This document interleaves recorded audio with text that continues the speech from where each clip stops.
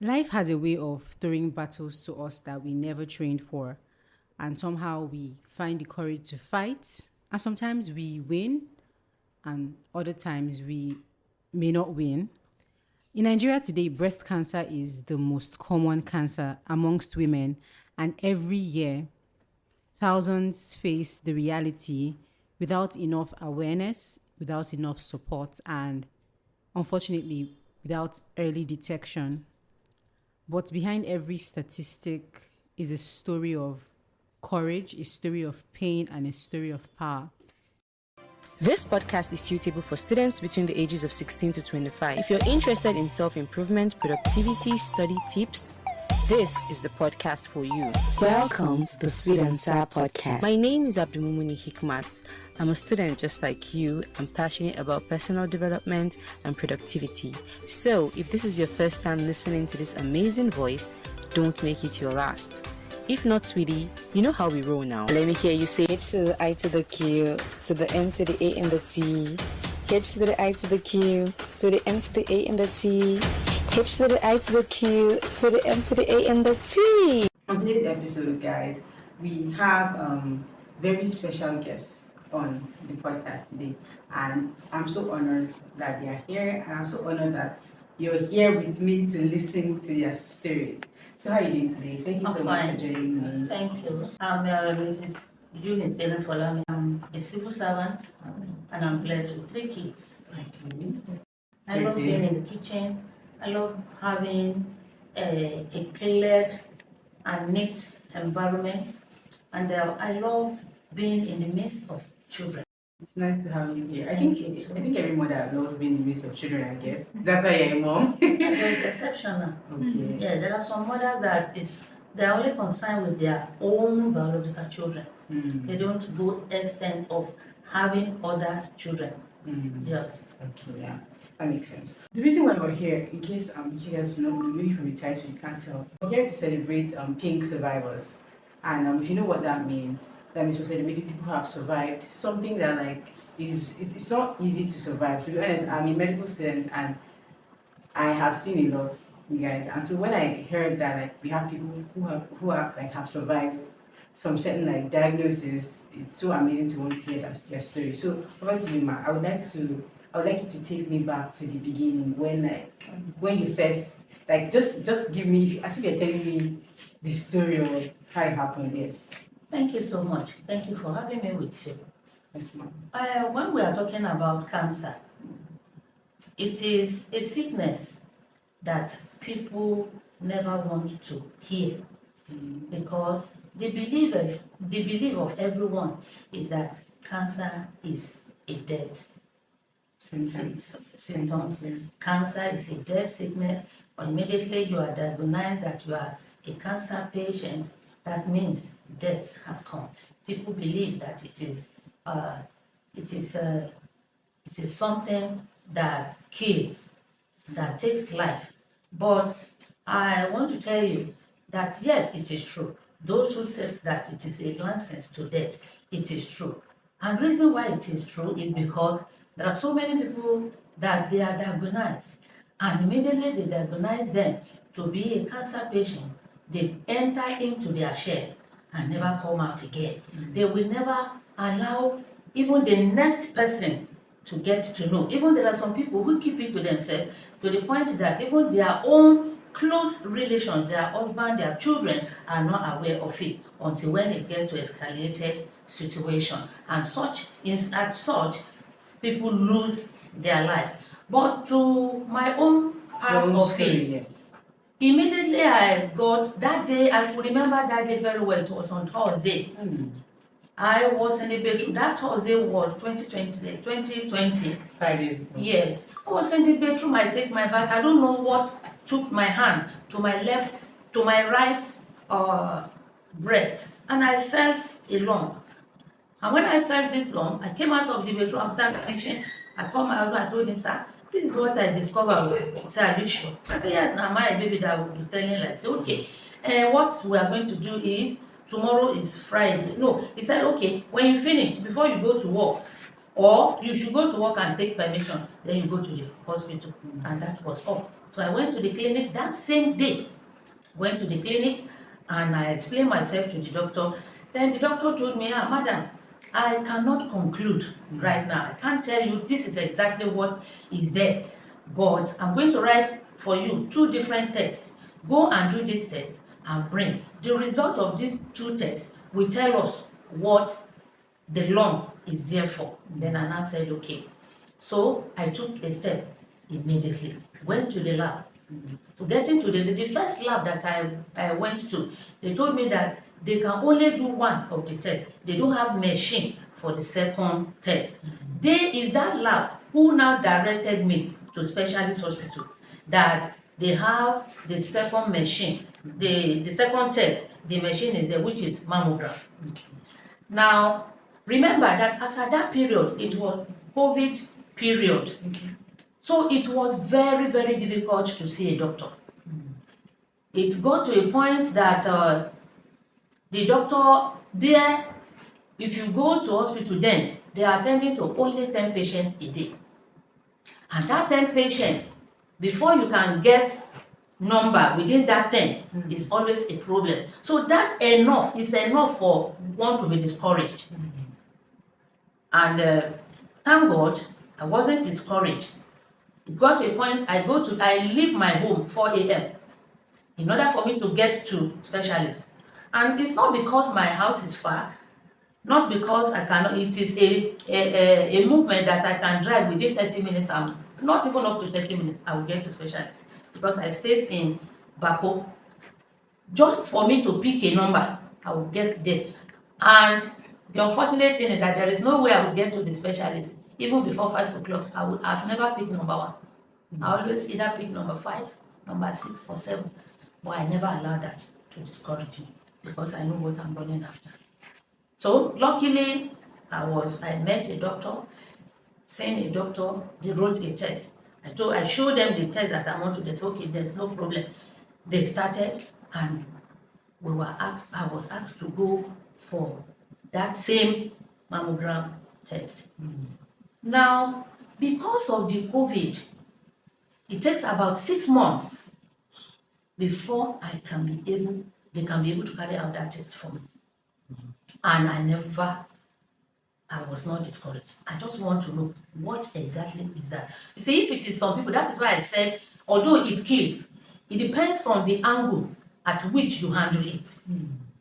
So after the result, when they now carry out the test, after the result comes out, and I was told that it is cancer. And I asked the doctor, sir, what is cancer? So when he now explained, after he explained, I said, well done. He said, I now asked, sir, what am I going to do?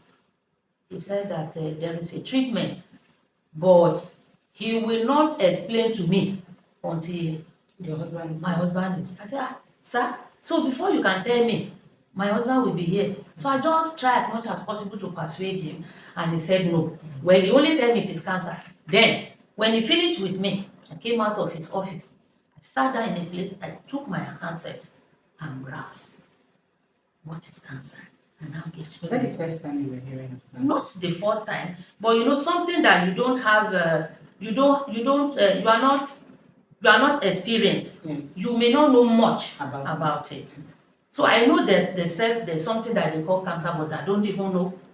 So I browsed and I got to know what it is. Then the first person I called was my husband. I called him. I said, oh, I've sent doctor the result. I've submitted the result. The doctor said it is cancer. Reason why he did not see the result then was because we are not living in the same place. He is in Ruboshi, Federal Government College Ruboshi, while me, I'm in Bako here. So I now called him and told him to have submitted the result, and the doctor said it is cancer. He said, what? Cancer? I said, yes. And let me not deceive you. I am talking to him with tears in my eyes. So after I finished discussing with him, he asked me, where are you now? I said, I'm in the hospital. He said, oh yeah, now be coming home. I said, okay. I sat down. I called my mother, my elder sister, who is also, she's a nurse. I told her, Auntie, I've gone to the hospital, I've done a test. Already she knows, I informed her. And that what they told me is that it is cancer. So she's trying to comfort me, to calm me down. I was talking with tears. So she now said I should not worry. That there are. So she started giving me examples of people, being a nurse. She has the experience. She has met people with it. So she started giving me examples. She even called somebody that I know. She started giving me examples. She said, so those people, they are still living. That those people that she's mentioning their name for me now, they are still alive, doing everything normal. So I should not be panicked. I should just take. I said, okay. So I came back home. The day the doctor told me if I'm coming back, I should come with my husband. So we went there. And when it was my time to go in, I went into the office. The doctor now told me, is this your husband? I said, yes, sir. He said, okay. What is it? Is that, sir? Did she tell you what we told her? My husband said, yes, it is cancer. My husband now asked, what is the solution, sir? The doctor now said, the only solution to it is that they are going to take off the breast. I said, sir, how are they going to take off the breast? He said, through solution, that they will remove the breast. So I now asked him, so meaning that I will have only one breast? He said, yes. So the doctor now said, you having only one breast does not stop you from doing other things. So he now asked, do we have the intention, that is the doctor, now asked my husband, do we have the intention of having more children? My husband now answered that no, we don't have intention of having any other children, because even the one that is the last born of the house, as at that year that we are talking, is 15 years old. So we don't have the intention of having another children. Then the doctor now said, okay. The doctor now asked my husband, do you agree that the breast should be removed? My husband now replied, now said, if removing the breast is the solution for her to live for me and the children, I agree, the breast should be removed. Then the doctor faced me, Madam, did you hear what your husband said? Do you agree? And I replied, I said, yes, sir, I agreed. I was even used as a case study to another person. There was a day I was at home, the doctor called me. They called me and they said I should come to the clinic. They used me as an example to a woman and her husband who refused that she will not allow her breast to be cut off because of cancer. Lo and behold, she cannot survive it. So that was how the journey started. That was how the journey started. Since 5 years ago. That has been. I don't know the English to use to describe it, because as a medical student, maybe we don't get to see the beginning of the journey sometimes. Sometimes we see people when it's already late. Sometimes we see, especially sometimes we see some people that they come in very late stages, and Exactly. sometimes even surgery is not It's not the an solution option for yes. them. Yes. So that was really amazing. I think it was really good that you took action Immediately. So I would like to also ask that during the course of your journey from 5 years ago up until this point, what was the hardest part for you? Was it the emotions that had to come with it, or like was there what was the hardest part for you? Before I will go to that question, at the process of going through this, I started chemo. I was told I'm going to collect 8 courses, and that they are going to split it into 2. They will give me 4 before the surgery and 4 after the surgery. And when something is happening, there are so many things that will come up. As at that particular time, the surgery department has a problem. The surgery period was postponed for 2 different occasions. I remember one of the doctors advised me, Madam, I was in the hospital, I was admitted, waiting for the surgery. Then they will come and say there is no oxygen in the I should go home. Pack my things at home. Give me a date. I come back again. I still be in the hospital, I will be admitted. They still repeat the same thing. Then, lastly, the day now came on the 8th of March 2021. That was when the first surgery was done. Now thinking, yes, thinking it is over. After the surgery, when the wound got healed, I now went back to collect the remaining 4 chemo. So I was collecting the remaining 4. During this period, I started passing through blood, and I used to have stomach ache it's always frequent to the point that since we began this interview, if it was then, I must have stood up to 2 times to go to the toilet, because immediately I feel pressed, I feel that stomach pain, I must have to go to the toilet before I'll be comfortable. And going to the toilet is not just a stool, it is blood. I was passing blood, and the test started all over again. They started doing series of scan. I think I did up to 5 or 6 times. The last one that I did that now exposed was colonoscopy. I now did colonoscopy, and colonoscopy now detects that the cancer is in my colon. That is on my colon. That is to tell you the extent. And we also asked, what do we do? They said it's another surgery, that they have to open me up and cut the parts out. That was how I went back again. I started, before then they also tell me I'm going to take another 8 chemo. So I started all over again. And by March 23rd, 2022, that was when the second surgery took place. So 1 year. It was just a year. So I took all together, I've taken 16 courses of chemotherapy. Yeah, short of years, right? So the aspect that I hate most is that of chemo, because chemo will recreate you. Chemo will turn you to another thing.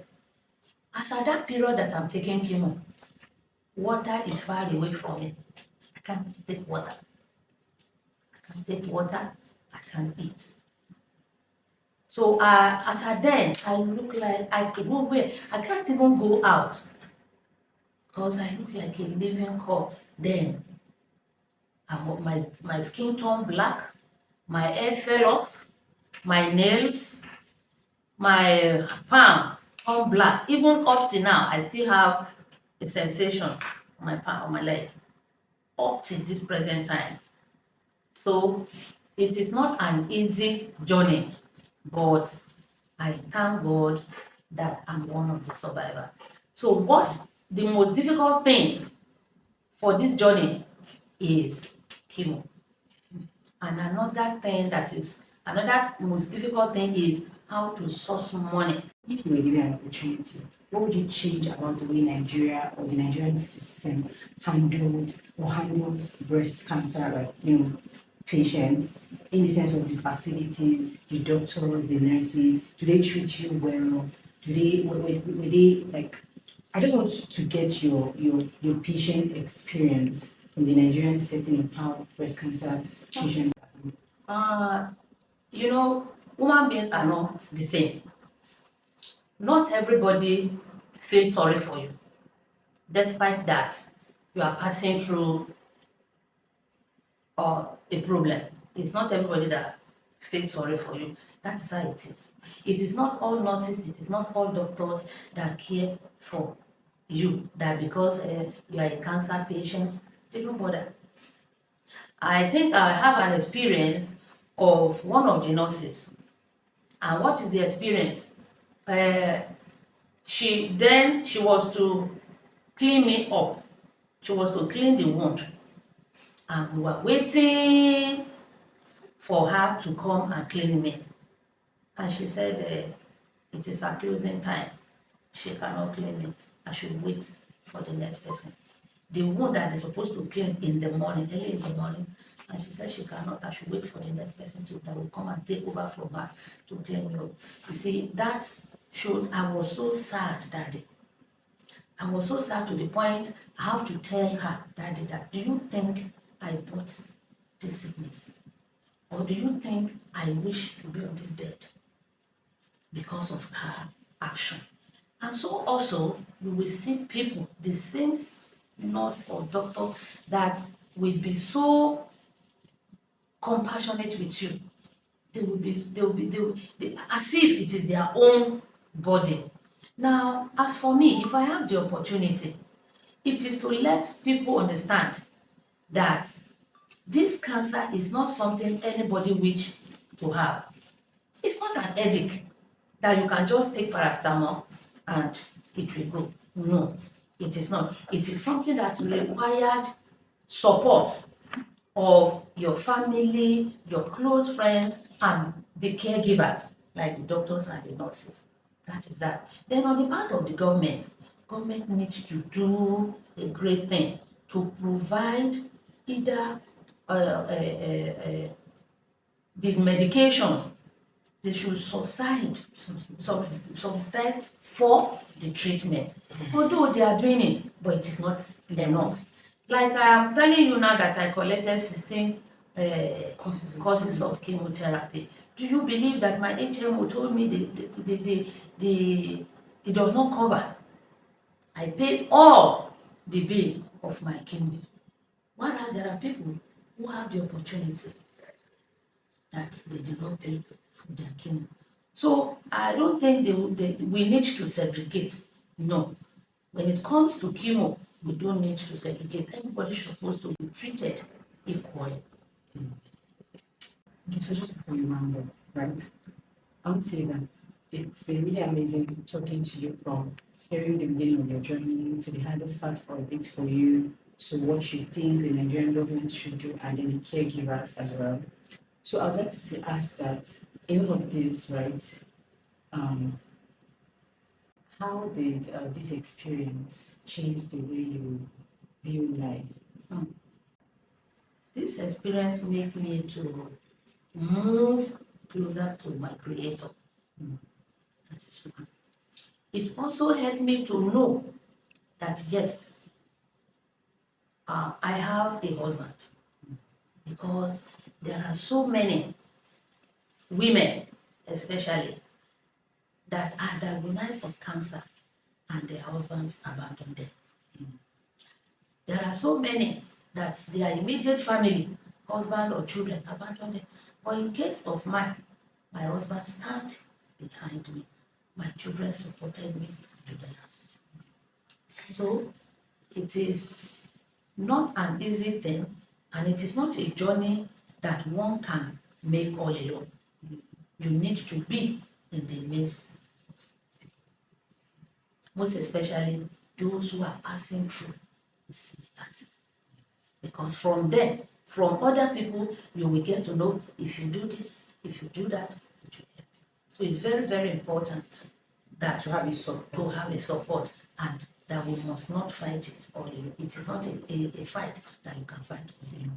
Okay, so one last thing before we do. If you're going to advise the person, what's the one thing you tell that person to do right now? The first advice I'm going to tell the person to do, what the person needs to do, is to quickly run to the hospital. Not to wait until it escalates. Not to wait until when the doctor will say, there's nothing we can do any longer. Because I've seen so many people like that came to the clinic when it was too late. When it was too late. And there's nothing the doctor can do, because the doctors are not magicians now. We all know that they are not magicians. They are just trying their best. So the best thing for you is to quickly move to the hospital. And when you go to the hospital, they will be telling you the steps to follow, the things you need to do. We must do them. Because there is no, some people will stay at home and they say, they say if I should be drinking this agbo, it cannot solve it is not the solution. It is not the solution.